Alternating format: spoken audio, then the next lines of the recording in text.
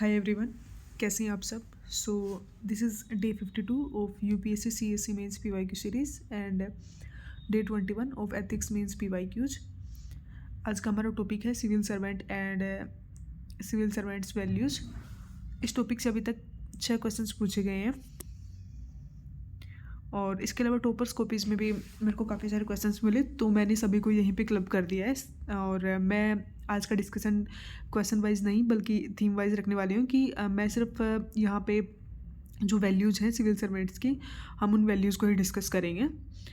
तो स्टार्ट करते हैं। मैं क्वेश्चंस भी यहाँ पे डिस्कस नहीं करने वाली हूँ, सीधा मैं आंसर्स पे आ रही हूँ या फिर हमारे डिस्कशन पे आ रही हूँ कि कौन कौन सी सिविल सर्वेंट्स की वैल्यूज़ हैं। तो अगर आपको एग्ज़ाम में सिविल सर्वेंट्स की वैल्यूज़ पे क्वेश्चंस मिले तो आपको स्टार्ट करना है नोलन कमेटी से कि नोलन कमेटी ने एक स्टडी की थी जिसका नाम था प्रोबेबिलिटी इन गवर्नेंस, और वो बताती है कि ये फॉर्म करती है bedrock of the ethical standard for the public servant.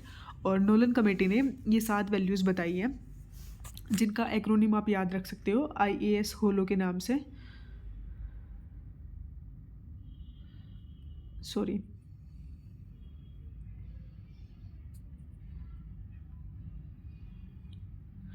Integrity, accountability, selflessness, honesty, objectivity, leadership and openness.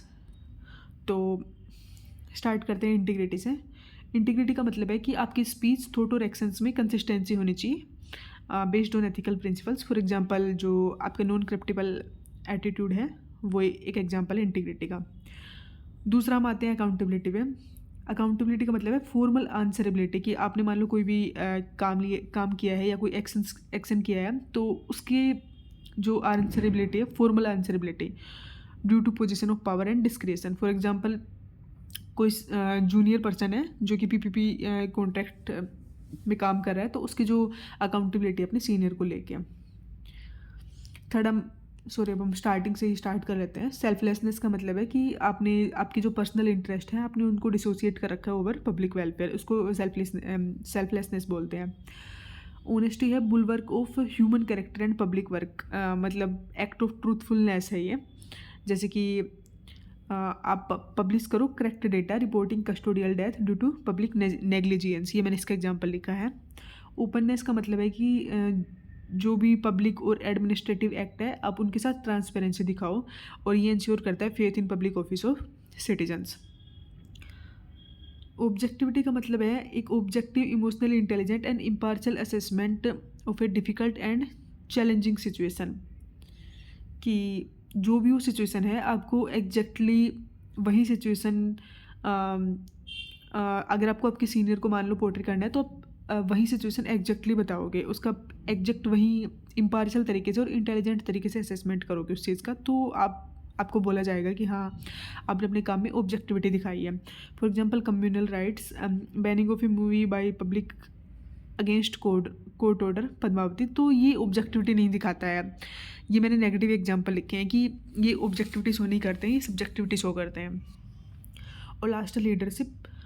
Leadership का मतलब है कि आपका किसी चीज़ को लेके विजन है, आप इंक्लूसिव थॉट रखते हो और मोटिवेटिंग हो, तो आप पुश करोगे अपने जूनियर और स्टाफ को टू परफॉर्म बेटर पर्सनली भी और प्रोफेशनली भी। फॉर एग्जांपल यहाँ पे मैंने साग्याम टीएन का एग्जांपल लिखा है जिन्होंने अपने एसेट्स डिस्क्लोज किए थे और इस चीज़ ने जो उनके स्टाफ था उसको भी प्रॉम्प्ट किया कि वो भी सेम काम करें।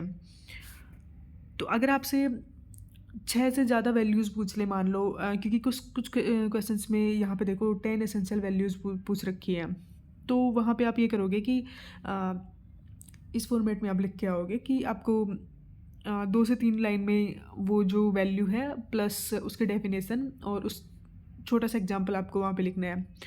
लेकिन मान लो अगर आपसे पूछे कि 2 या 3 वैल्यूज, जैसे फर्स्ट क्वेश्चन में पूछ रखा है और थर्ड क्वेश्चन में पूछ रखा है, तो वहाँ पे अगर आपको 3 या 4 सिर्फ इतनी वैल्यूज़ को बताना है तो आप इस फॉर्मेट में लिख के आओगे, जो कि अभी हम डिस्कस करने वाले हैं कि आपको जो वैल्यू है उसको डिफाइन करना है, एक एग्जांपल देना है, 1 या 2 एग्जांपल, प्लस सिविल सर्विसेज में उस चीज़ का क्या रोल है आपको ये भी बताना है। तो उससे जो वर्ड लिमिट है उसको कंप्लीट करने में आपको हेल्प मिलेगी।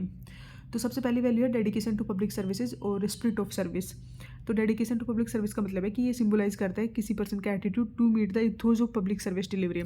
फॉर एग्जाम्पल यहाँ पे सबसे पहले एग्जाम्पल लिखा गया है सौम्या पांडे IAS मैम का, जिन्होंने अपनी मैटरनिटी लीव कट कर ली थी कोविड ड्यूटीज़ के लिए। दूसरा एग्जाम्पल लिखा है संयुक्ता पारेसर का, जिनका कि एक बहुत इंपॉर्टेंट रोल रहा है बोडो मिलिट्री में।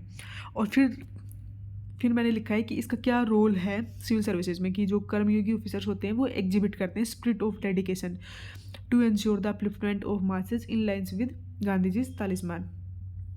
अब मैं ये बता दूं कि ये जो पॉइंट्स मैंने यहाँ पे लिखे हैं, जो मैंने ये टेबल में लिख रखे हैं, ये मैंने अनिमेश प्रधान जो सर हैं 2023 के ऑल इंडिया रैंक 2, उनकी कॉपी से मैंने इसका फॉर्मेट उठाया है। 4 से 5 जो वैल्यूज़ हैं वो तो मैंने डायरेक्ट वहीं से ही ली हैं, और उनके भी यहाँ पे 4 से 5 और वैल्यूज़ को लिखने की कोशिश की है।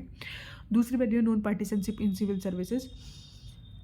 तो सेकेंड आर्क के अकॉर्डिंग नॉन पार्टिसनशिप जो है कोर है गुड गवर्नेंस का। जो आइडियल्स हैं इम्पार्शलिटी और ऑब्जेक्टिविटी के, वो गाइड करते हैं सिविल सर्वेंट को to be non partisanship. Means non partisanship का मतलब है कि आपको इम्पार्शियल प्लस ऑब्जेक्टिव होना ज़रूरी है। फिर यहाँ पे एग्जांपल लिया मैंने TN Seshan सर का, कि उनकी इंटीग्रिटी और नॉन पार्टिसनशिप का। या फिर आप UPSC का ही एग्जांपल यहाँ पे लिख सकते हो कि UPSC एज एन ऑर्गेनाइजेशन वो एक नॉन पार्टिसनशिप एस्टेब्लिश करती है उसकी कोर इथोज में। थर्ड वैल्यू है ऑब्जेक्टिविटी इन डिसीजन मेकिंग।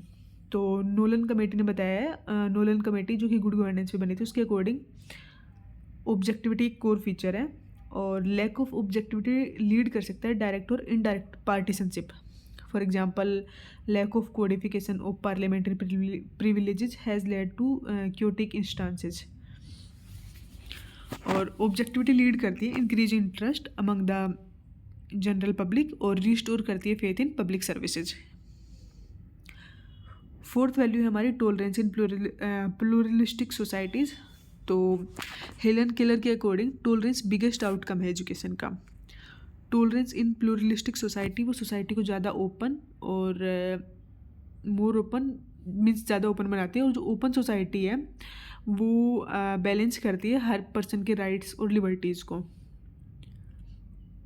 इससे जो मेजोरिटी में जो लोग रहते हैं उनकी जो टायरनी है वो लिमिटेड रहती है, और सब लोगों की वॉइसेस सुनी जाती है, और ये इंश्योर करता है unity in diversity and fraternity among all. Fifth value है हमारी कंपैशन इन पब्लिक सर्विसेज। तो दलाई लामा के कोट से स्टार्ट किया है कि compassion is not deemed to be luxury but एक बेसिक नेसेसिटी है for smooth functioning of society. जो कंपैशन है पब्लिक सर्विसेज में वो नेसेसरी है टू इंश्योर यूटिलिटेरियनिज्म, और ये बेनिफिट करना चाहिए मैक्सिमम लोगों को। जो एक सिविल सर्वेंट है उसका कंपैशनेट होना ज़रूरी है to understand the agony of public, and public फिर उसको ज़्यादा ट्रस्ट करेगी। फॉर एग्जांपल जो सिविल सर्वेंट है कमल किशोर सर, वो उन्होंने कंपैशनेट एटीट्यूड शो किया था ड्यूरिंग उत्तराखंड फ्लड्स 2013, जिसकी वजह से लोगों का जो कोऑपरेशन है पब्लिक कोऑपरेशन काफ़ी बढ़ गया था, और जो ये फ्लड आई थी इसको मैनेज करने में इस डिज़ास्टर को मैनेज करने में फिर काफ़ी हेल्प मिली थी। और दूसरा एग्जांपल लिखा है कि अगर किसी भी पर्सन को का एक्सक्लूजन हो जाता है राशन कार्ड से, तो या फिर किसी स्कीम या फिर उसके बेनिफिट से, या फिर कोई वॉर चल रहा है या फिर कोई ट्रेजेडी हो गई, तो इस ऐसे सिचुएशंस में सिविल सर्वेंट को कंपैशन पक्का शो करना चाहिए। नेक्स्ट पॉइंट है हमारा ट्रांसपेरेंसी। तो महात्मा गांधी ने ट्रांसपेरेंसी को बोला है की टू ट्रस्ट। सिविल सर्विसेज के अंदर ट्रांसपेरेंसी इंश्योर करता है openness in decision making, reduce करता है करप्शन और आर्बिट्रीनेस, और ये प्रमोट करता है पब्लिक कॉन्फिडेंस और अलाउ करता है सिटीजन्स को to participate meaningfully in governance. और ट्रांसपेरेंसी का एग्जांपल है RTA 2005, जो कि फोस्टर करता है अकाउंटेबल और रिस्पॉन्सिव एडमिनिस्ट्रेशन। नेक्स्ट हमारी वैल्यू है अकाउंटेबिलिटी। अकाउंटेबिलिटी ट्रांसफॉर्म करता है थ्योरिटी को रिस्पॉन्सिबिलिटी के अंदर। ये इंश्योर करता है कि जो पब्लिक सर्वेंट है वो आंसरेबल है उनके एक्शंस और आउटकम्स के लिए, और इस अकाउंटेबिलिटी के लिए कुछ मैकेनिज्म्स बनाएंगे, जैसे कि कैग ऑडिट हो गया, पार्लियामेंट्री ओवरसाइट हो गया, सिटीजन चार्टर हो गया, जो कि अपहोल्ड करते हैं इस वर्च्यू को। और चाणक्य ने भी ये बात बोली है कि रूलर है वो अपने लोगों के प्रति अकाउंटेबल है, और चाणक्य की ये जो स्टेटमेंट है ये अकाउंटेबिलिटी को बैकबोन बनाती है एथिकल गवर्नेंस का। नेक्स्ट पॉइंट है हमारा fairness and justice. Fairness moral compass है एडमिनिस्ट्रेशन का। ये डिमांड करता है इक्वल ट्रीटमेंट और अनबाइस्ड डिसीजन मेकिंग, और ये इंश्योर करता है कि किसी भी पर्सन के साथ गलत ना हो। फॉर एग्जांपल जो हमारा आर्टिकल 14 है कॉन्स्टिट्यूशन का, तो उसके अकॉर्डिंग सिविल सर्वेंट्स को इम्पार्शियली एक्ट करना चाहिए लाइक ए जज इन पब्लिक अफेयर्स, ताकि जो ट्रस्ट है और लेजिटिमेसी है गवर्नेंस के अंदर वो बनी रहे। नेक्स्ट वैल्यू है हमारी करेज ऑफ कन्विक्शन। तो इसका मतलब है standing for what is right, कि जो सही है आप उसके लिए खड़े रहो इवन अंडर प्रेशर और फियर ऑफ कॉन्सिक्वेंसेस। और ये रिफ्लेक्ट करता है आपकी मोरल स्ट्रेंथ को, जो कि IAS officer, retired IAS officer है अशोक खेमका जी, या फिर श्रीधरन, जिन्होंने अपहेल्ड की थी इंटीग्रिटी ओवर कन्वीनियंस। और ये इंश्योर करता है कि आप एथिकल प्रिंसिपल्स को एडहेयर करते हो even in politically sensitive situations. Next value है हमारी परजिवेरेंस। तो यहाँ स्टार्ट किया है अब्राहम लिंकन जी से। उनके अकॉर्डिंग लाइफ इलस्ट्रेट करती है परजिवेरेंस, कि आप कंसिस्टेंट एफर्ट डालिए डिस्पाइट फेलियर्स। और सिविल सर्विसेज के अंदर अगर आप परजिवेरेंस शो करते हो तो ये सस्टेन करेगी motivation amid bureaucratic hurdles and resource constraints, और ये इंश्योर करेगी continuity in pursuit of long term public goals. और लास्ट है कमिटमेंट। स्टार्ट किया है मैक्स वेबर के आइडिया से। वोकेशनल डिवोशन मीन्स आपको कमिटमेंट टू ड्यूटी दिखानी है। एक कमिटेड सिविल सर्वेंट वर्क करता है डेडिकेशन के साथ to implement policies efficiently, align करता है personal motivation with public interest और नेशनल डेवलपमेंट। इसके साथ हमारी वैल्यूज़ वाला डिस्कशन एंड होता है। आई होप कि ये सेशन पसंद आया होगा। अगर आप लोगों को कोई भी इनपुट देना है तो वो आप कमेंट बॉक्स में दे सकते हो, हम उसको नेक्स्ट वीडियो में डिस्कस कर लेंगे। Thank you so much.